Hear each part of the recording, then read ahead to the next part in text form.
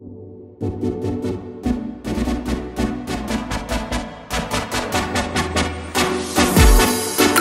beautiful people, this is Leon and thank you for clicking. I hope you guys are doing amazing. I'm doing amazing. The weather is fucking beautiful. It's Sunday. I went on my morning walk.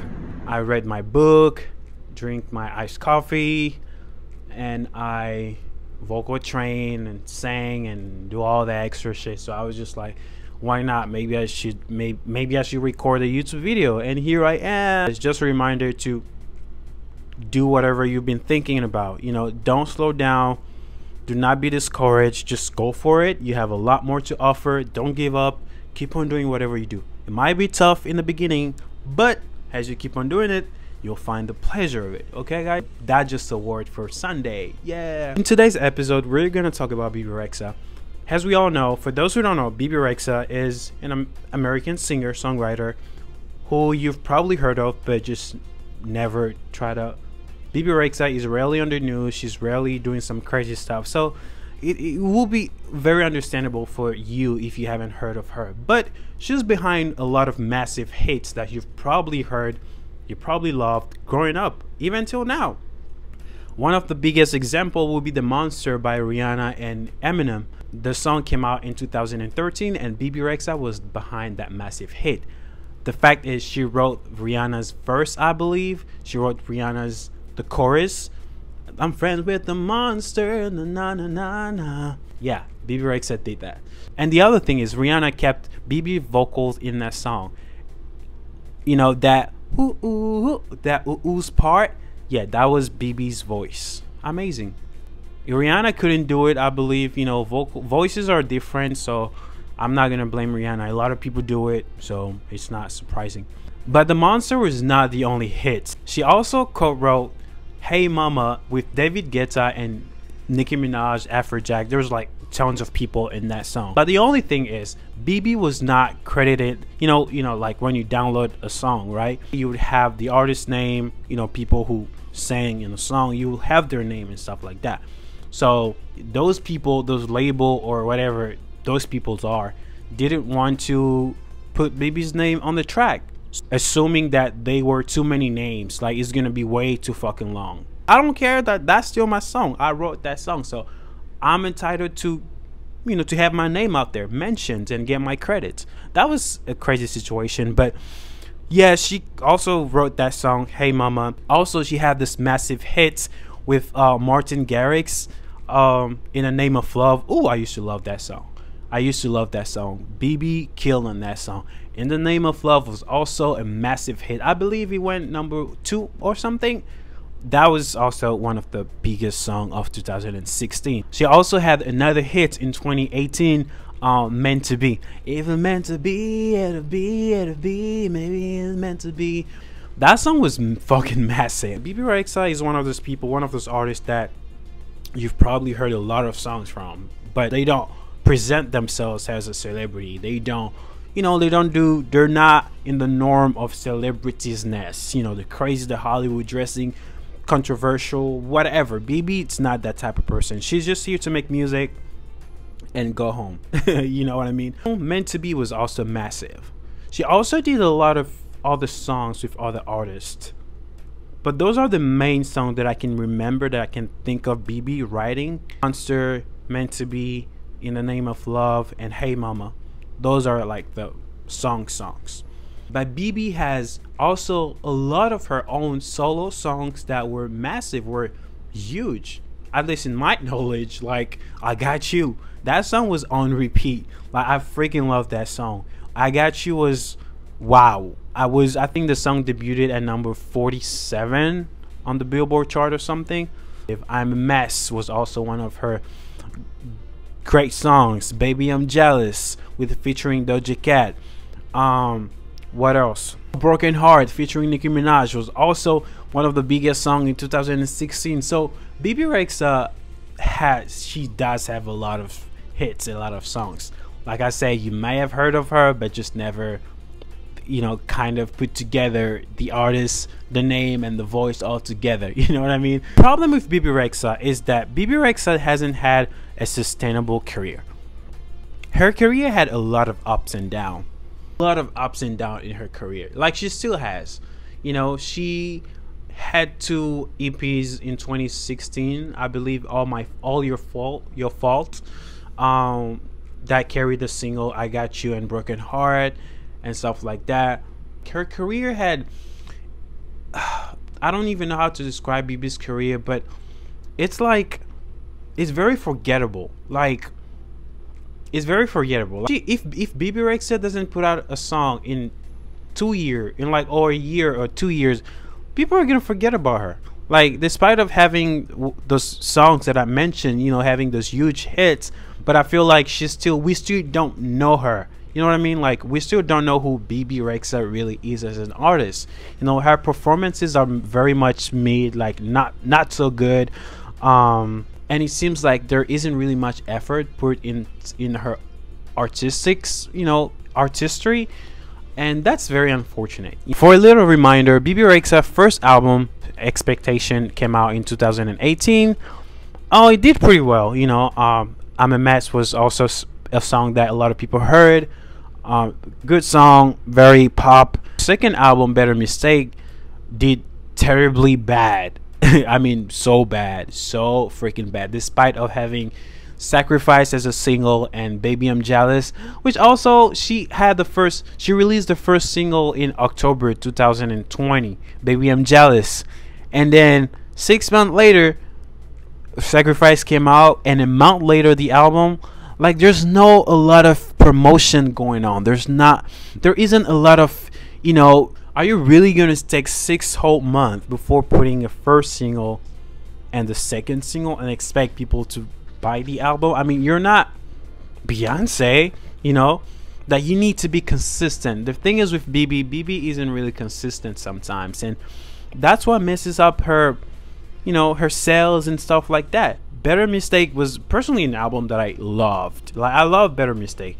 Had a lot of features and stuff. Rick Ross and Travis Baker and Lil Uzi Vert. I mean, the album was very pop, but with a lot of hip hop influences and people.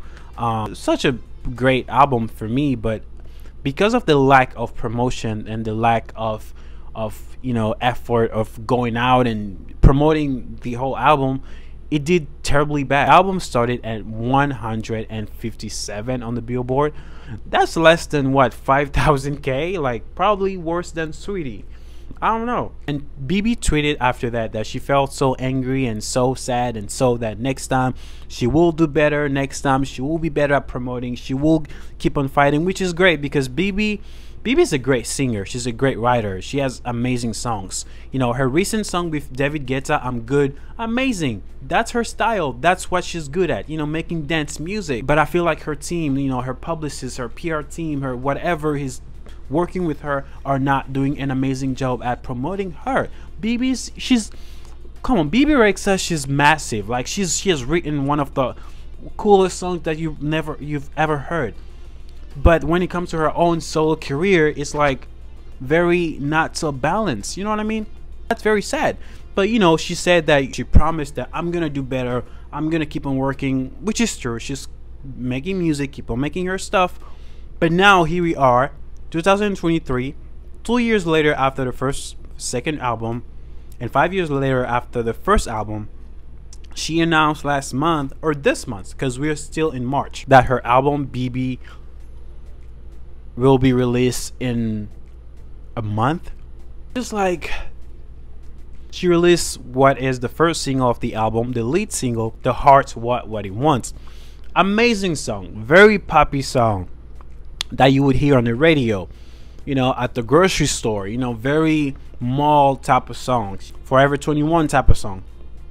Amazing song. But again, the lack of promotion. I'm just like, Bebe, come on now. The Heart What He Wants need promotion, and here we are announcing the album release. Like, no, take your time, take your time. Same thing happened with Better Mistake. Baby I'm Jealous came out in October 2020. 6 months later, Sacrifice was an amazing song, and Sacrifice was at the end of 2021. Sacrifice was fucking everywhere. Like, it was doing great. Like, she should have let the song promote the album first before releasing an album, because Sacrifice would have pushed a lot of people into getting to know you even more and getting your album. But it was so rushed. Sacrifice and then the album, like, give people time to digest the music. Same thing is happening right now. The Hot Wedding one just came out like a month ago. Now you announced the other song, I'll Call on Me. Great songs, I can hear it. Very dancey, very pop, very EDM. Now that on the album is coming, girl. Nobody's gonna buy the album. Nobody's gonna buy the album because you're not promoting enough. Get your team to book you some, I don't know, some EDM scene, Jimmy Fallon, whatever. Go on carpool with the guy James Gordon or something. Get there. Get your team to work. If they don't want to do anything to help you, fire them and get some new people. You're an amazing artist, amazing talented artist, great songwriter, great singer. You can do it all. You're beautiful. Get your music out there. Get your Grammy. Get your some. I mean, I'm so glad that I'm Good was also nominated for a Grammy, but you know, it was against Beyonce, and we all know that Beyonce had one of the greatest albums of last year, so it was nearly impossible for Bebe to win. But that was a great, you know, move, step forward. But now the Hot Wedding ones, lack of promotion, no music video. I mean, they did have a music video, but then was forgotten so quickly. And now you're on to the next one, and then you're on to the next one, and then the album. Like, girl, please, please, take your time to promote the album. Take your time. Release a song, promote it, do a bunch of TikToks, and create challenges and stuff like that. Send your song on the radio. Make sure that it's being played. Make sure that you have a lot of radio play, airplay. Make sure that people know about your song, and then come up with the next song, and then come up with the next song, and then the album. I'm gonna wait for your album. I don't care if it takes 6 or 7 months. I'm gonna wait. Don't rush things. I feel like you're always rushing stuff. This is the second album in a row. Always rushing. Take your time, BB. Your albums are very forgettable, but it's good material. I just want people to know more about you. You know what I mean? So take your time. I love your music. Keep on doing what you do. But you know, try to better your craft. Your performances has to be memorable. You performed Baby I'm Jealous at the EMAs 2020. That performance was trash, BB. Like, trash as shit. No effort, no energy, no nothing. That's not how you want people to know who you are, to care for you. Like, if I was watching that, because I don't usually watch award show as it's on air, but I usually watch award show after the day or after 2 days. But if I was watching that performance that you gave, I would have switched the channel, because that was fucking boring. I'm not telling you to bleed to death like Gaga or freaking dance like Beyonce, but you can do something better. Get your name out there. You have a career. You have people that are listening to you. A lot of people, a lot of artists that are making music as good as yours aren't getting the same benefits. So the fact that you have fans, you have people that are willing to support you, like you're gonna be on tour in the next few months. I'm gonna be there. I already got my ticket on Ticketmaster. I'm gonna be waiting for you in Houston. You have a public, so take your time. Make better music, better video, better something. Okay? Come on, BB. I'm gonna predict that this album is probably gonna do, probably not worse, because I'm Good was a big hit. So people are probably gonna purchase the album thinking that, you know, it's gonna be I'm Good type of, you know, vibe. So it might do slightly better, but not as good as you probably think, because it's so rushed out. This is getting too bad. I really needed to say this to you, because it's not looking good for this album as well. It's not good. I'm pretty sure it's not gonna do well.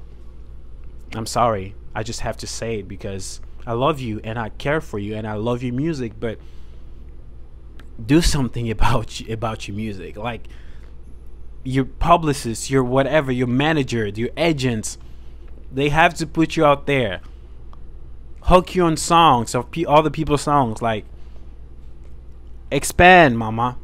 All right, guys, so that's gonna be it for this video. Really, I just wanted to say things that has been bothering me when it comes to Bebe Rexha's career.